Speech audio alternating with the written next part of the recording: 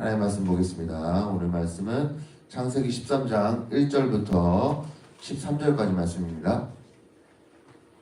창세기 13장 1절부터 13절까지 말씀입니다. 저 같은 성경이면 구약 성경 16면이 되겠습니다.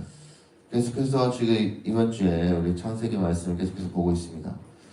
저는 이번 주에 이 창세기 말씀 보면서 특히 아브라함에 대해서 보면서 느끼는 것은 지금 아브라함의 이 신앙입니다. 우리가 창세기에 나타난 이 아브라함의 신앙을 살펴볼 때 항상 주목하고 있어야 하는 것이 있습니다. 우리 지난 월요일에 봤던 이 창세기 12장 2절 3절 말씀인데요. 그 말씀에 보면 내가 너를 큰 민족으로 이루고 내게 복을 주어 내 이름을 창대하게 하리니 너는 복이 될지라.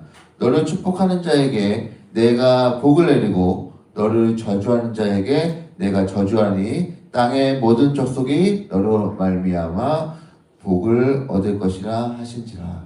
아멘.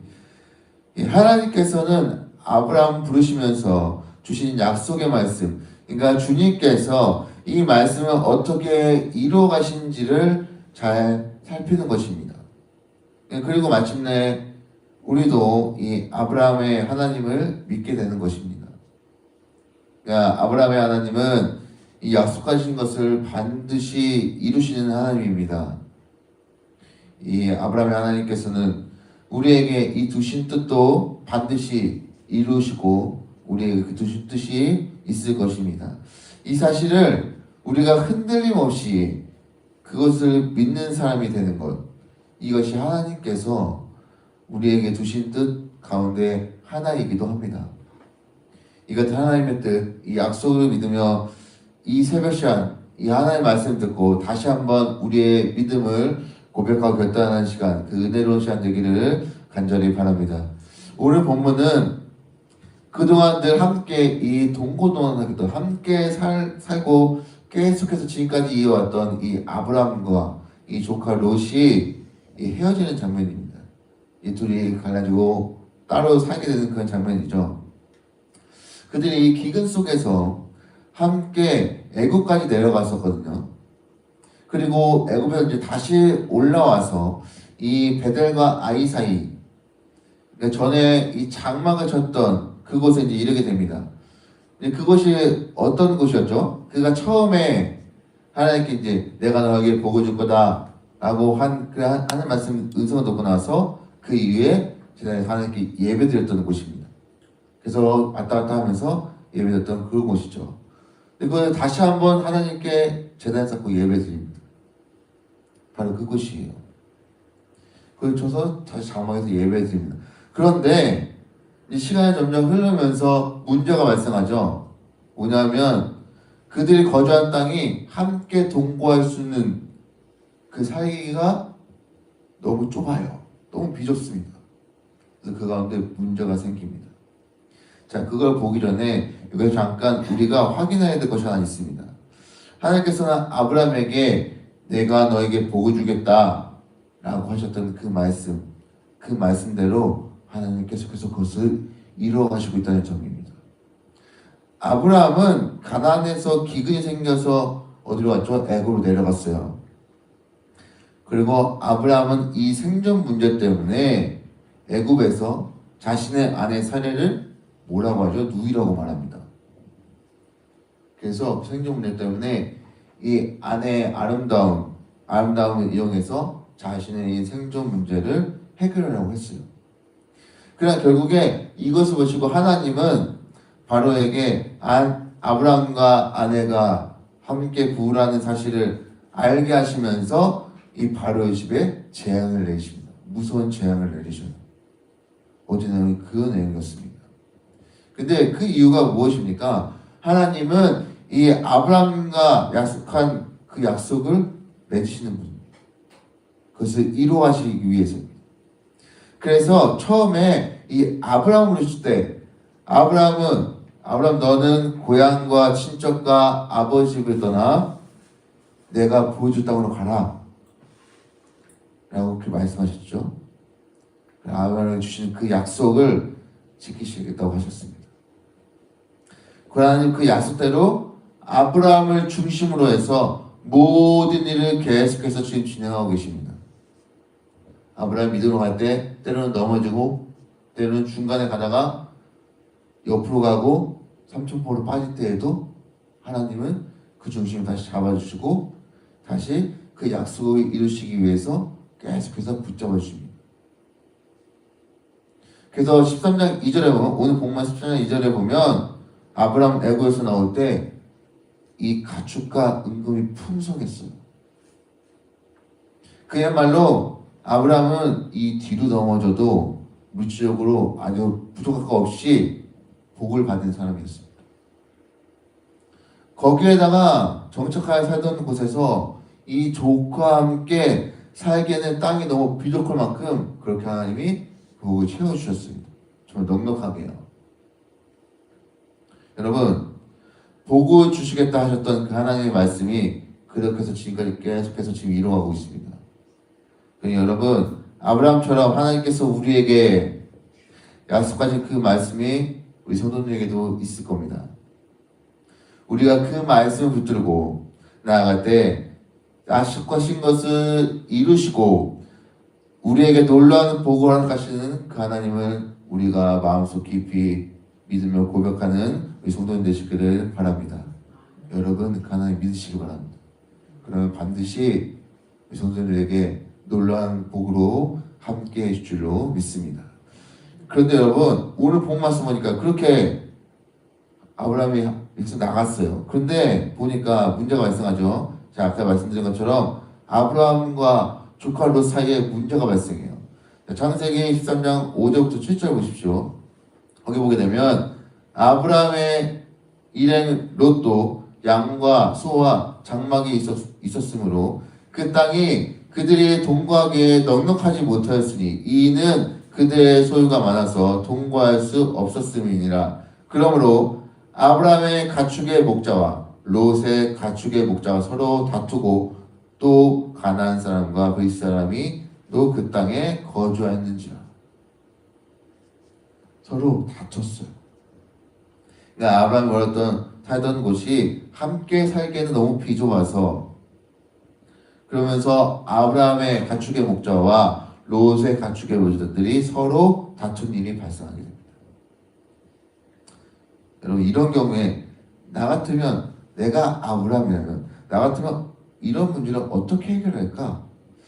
한번 생각해 보시면 좋을 것 같습니다. 여러분 사람이 잘 지내가다가도 막상 다투면 이 생각이 참 좁아져요. 그래서 불필요한 나의 자존심 그리고 불필요한 힘 겨루기 때문에 그 상황 가운데 싸우는 그 문제의 본질과 상관없이 나아갈 때가 참 많이 있습니다. 그래서 그 다툼이 더 커집니다. 그런데 여기서 이 아브라함은 참 성숙한 면을 보게 돼요. 자, 그 다음 절인데요. 창세기 13장 8절입니다. 아브라함이 롯에게 이르되 우리는 한 친족이라 나나 너나 내 목자나 네 목자나 서로 다투지 말자 라고 이야기하죠. 그러면 조카 롯에게 내가 보는 앞에 땅에 얼마든지 있으니까 우리 따로 떨어져 그냥 살자 이렇게 제안하죠. 그러니까 그 이후에 내가 왼쪽으로 가면 네가 오른쪽으로 가고 네가 오른쪽으로 가면 내가 왼쪽으로 가라 이렇게 말합니다. 사랑하는 성도들 여기서 우리는 아브라함의 신앙을 볼 수 있습니다. 아브라함 동은 단순히 이 롯에게 너에게 선택권을 먼저 줍니다. 양보를 넘어선 이 깊은 믿음의 표현이 있어요. 아브라함은 하나님의 약속을 신뢰하고 믿었기에 당장 내 이익을 먼저 볼 수 있어요. 아 내가 먼저 아니요. 롯에게 먼저 그것을 줍니다. 야 너 먼저 얼마든지 앞에 있어. 네가 하고 싶은 대로 해. 다 해. 자신의 이익, 자신의 주장 다 내려놓고 먼저 롯에게. 이것은 우리에게도 우리 성도들의 중요한 도전이 됩니다. 우리는 불확실한 미래 앞에서도 하나님을 믿음으로 용기 있게 살아갈 수 있어야 합니다. 현대 사회는요, 우리가 종종 경쟁과 이기심에 휩싸여 있습니다. 그러나 하나님의 자녀로서 우리는 다른 기준으로 살아야죠. 이웃을 배려하고 정의를 추구하고 때로는 이 자신의 이익, 내가 먼저, 나야, 내가 먼저야. 너 아니고 나야, 나 먼저. 이런 이익, 내 이익을 포기하면서까지 이 하나님의 뜻을 따르는 그런 믿음의 용기, 믿음의 그 양보가 우리에게 필요합니다. 근데 여러분, 이런 사람 참 쉽지가 않아요. 하지만 궁극적으로 우리는 그 앞에 펼쳐진 하나님의 더 큰 축복과 복이, 그 평안이 우리이기 때문에 그것을 바라보고 우리 나가는 겁니다. 단순히 용서, 어떤 믿음 양보를 통해서 내 이익을 보는 그것이 아니라 이 믿음을 통해 서로 용서하고 양보를 통해서 앞에 그 이후에 펼쳐진 하나님 주시는 그 복과 은혜를 누리는 것이 최먼저입니다. 그러니 우리 모두가 아브라함 같은 신앙, 이 믿음의 신앙을 갖기를 바랍니다. 마태복음 6장 30절에 31절을 보면 이런 말씀이 있어요. 오늘 있다가 내일 아궁이에 던져지는 돌풀도 하나님이 이렇게 입히시거든 하물며 너희일까 보냐. 그러므로 염려하여 이르기를 무엇을 먹일까, 무엇을 마실까, 무엇을 입을까 하지 말라. 예수님이 이렇게 말씀하십니다. 그러면서 그 이후에 이렇게 말씀하시죠. 33절에 그런즉 너희는 먼저 그의 나라와 그의 의를 구하라. 그리하면 이 모든 것을 너희에게 더하시리라. 아멘. 여러분, 이러한 특혜 누리며 사는 사람은 그리스도인들입니다. 그러므로 그리스도인들은 마음가짐이 달라야 한다는 뜻이에요. 마치 나의 형제가 속옷을 달라 하면 겉옷까지 줄 수 있는 것처럼 내 것을 아무 조건 없이 베풀 수 있는 사람이 되어야 한다는 것입니다. 바로 지금 이 아브람처럼 아브람이 롯에게 그렇게 야, 너 원하는 거 해. 근데 왜 이렇게까지 안 될까요? 바로 하나님께서 나에게 베풀어 주신 그 은혜를 기억하지 못하기 때문입니다. 우리 삶 속에. 그래서 우리의 필요를 언제든지 채워줄 수 있는 하나님을 믿는 민족이, 믿는 믿음이 우리에게 부족하기 때문입니다. 그러니 우리는 이 아브라함 같은 신앙을 깨닫고 그 하나님을 믿을 수 있는 방법, 나를 위해 생명까지 내어주신 그 주님, 그 하나님을 우리가 삶 속에서 또한 예배를 통해서 만나야 할 것입니다. 그래서 여러분의 자녀들에게, 특히 다음 세대들에게 그 믿음의 본을 보여야 할 것입니다. 그렇게 믿음의 본을 보여주시기를 간절히 부탁을 드립니다. 그런데요, 지금 롯은 아브라함의 믿음의 신앙의 모습에 부응하는 모습이 보이면서 아닙니다. 삼촌께서 잘하시면 제가 우할게요. 삼촌이 우하시면 저 할게요. 라고 하면 참 좋을 텐데 그렇게 하지 못했어요. 롯에게는 그런 모습을 찾아볼 수가 없어요. 내일 볼 건데요. 찾아볼 수가 없어요.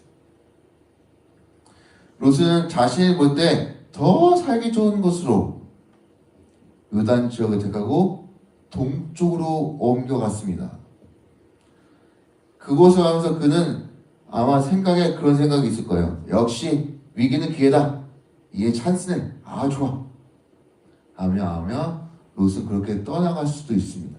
그렇게 생각할 수도 있습니다. 그러나 그가 간 길은 하나님의 뜻을 깊이 헤아리지 못한 어찌 보면 불신앙일 수도 있습니다. 주님의 뜻을 따라가는 것이 아니라 자신의 생각, 자신의 주관적인 생각을 가지고 따라간 것입니다. 두 사람이 간 길은 결국 어떻게 되었는지를 내일 보게 될 겁니다. 사랑하는 성도 여러분, 우리가 살아가다 보면 주님의 뜻에 따라 결단하며 순종할 때, 또는 주님의 뜻 말고도 불순종할 때가 계속해서 우리의 삶에 반복적으로 일어납니다. 그래서 우린 내 처한 처지와 그 상황이 그래서 그렇구나, 그렇게 쉽게 우리 말과 행동으로 자연스럽게 나의 삶에서 나올 때가 참 많이 있어요. 그러나 나의 자신의 문제를 깊이 돌아보게 되면 결국엔 그 문제가 무엇이냐면 우리의 믿음의 부족의 문제입니다. 결국 신앙이냐 불신앙이냐 요 문제예요. 즉 아브라함의 신앙이냐 아니면 지금 롯의 상황의 신앙의 문제. 그래서 지금 나의 신앙의 모습은 어떤 모습인지 우리 성도들 오늘 하루 동안 한번 돌아보시면서 이 신앙의 모습, 정말로 아브라함처럼 올바른 하나님의 믿음, 그 믿음을 가지고 지금 조카 롯에게 그렇게 끊임없이 베풀 수 있도록 우리 자녀들에게 또한 다음 세대들에게 믿음의 본을 보여준, 그걸 통해서 하나님을 온전히 믿는 이 아브라함과 같은 믿음의 신앙을 우리 성도들이 가지시기를 간절히 소망합니다. 그래서 여러분의 삶 속에서 이 아브라함 같은 믿음, 그런 신앙이 날로 성숙되시기를 간절히 바랍니다.